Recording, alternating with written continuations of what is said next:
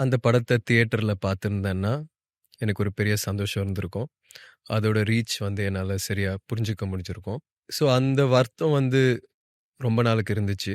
ஆனா அது கடந்து வர வேண்டியதா இருந்துச்சு.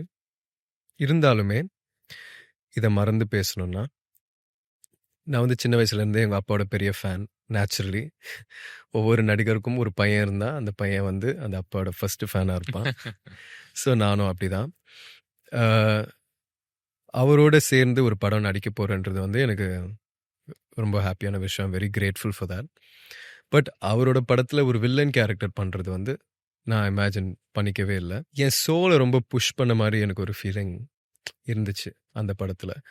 ஏன்னா, சும்மா ஒரு அப்பா, பையன் ஒரு நல்ல எமோஷனலான, நல்ல கனெக்ட் உள்ள ஒரு ஃபேமிலி ட்ராமா, ஒரு எமோஷனல் சீன், அப்பா, பையனும் உனக்காக நான் கட்டிப்பிடிச்சுட்டு நிக்கிறேன், எனக்காக நீ நிக்கிறேன்ற மாதிரி. அந்த மாரி இல்லாததுனால, ஏதோ ஒரு விதத்துல அந்த படம் வந்து என்ன பாதிச்சுச்சு ஆக்சுவலா. அத பத்தி நான் எங்கேயும் பேசினதில்ல.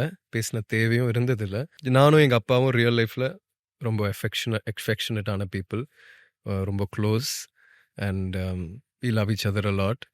பட் அந்த படம் பண்ணும்போது அண்ட் அந்த ப்ராசஸ்ல வந்து நெறைய டிஸ்டன்ஸ் வந்துருச்சு எனக்கும் அப்பாக்குள்ள. ம்.